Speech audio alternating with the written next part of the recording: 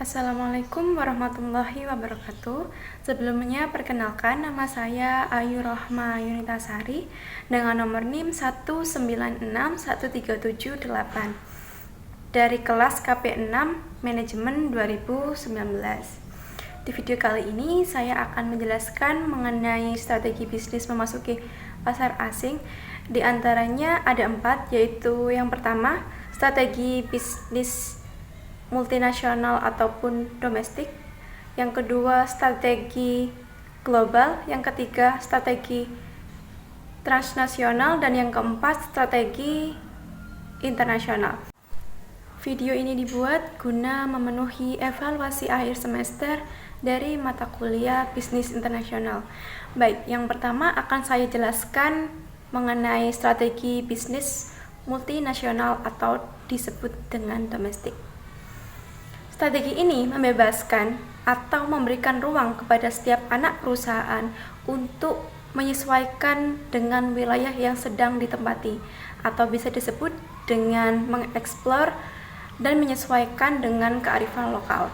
Contoh dari strategi multinasional atau domestik ini adalah McDonald yang ada di Indonesia sudah mampu menyesuaikan diri dengan kearifan lokal yang ada di Indonesia.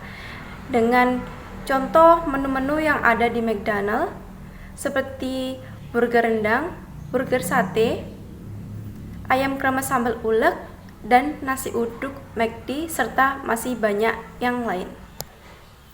Selanjutnya yaitu strategi global. Strategi ini berbanding terbalik dengan strategi domestik atau multinasional.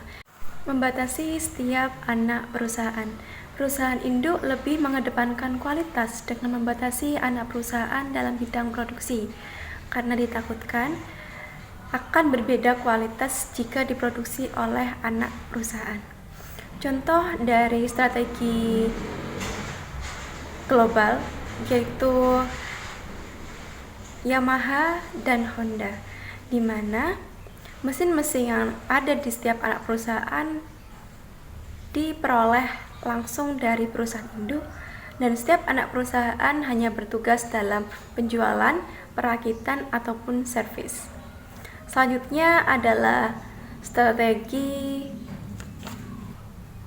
transnasional. Strategi ini merupakan gabungan dari strategi domestik dan strategi global, di mana strategi ini menggabungkan keunggulan dari setiap strategi yang setiap anak perusahaan masih diberikan sedikit kebebasan.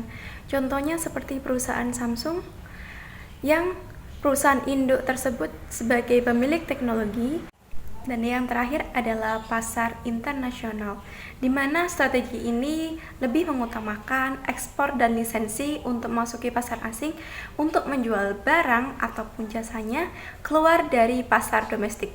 Contohnya seperti perusahaan Philips yang sudah memiliki lisensi yang berhak untuk menjual jasa ataupun barangnya ke luar pasar domestik. Sekian penjelasan dari saya.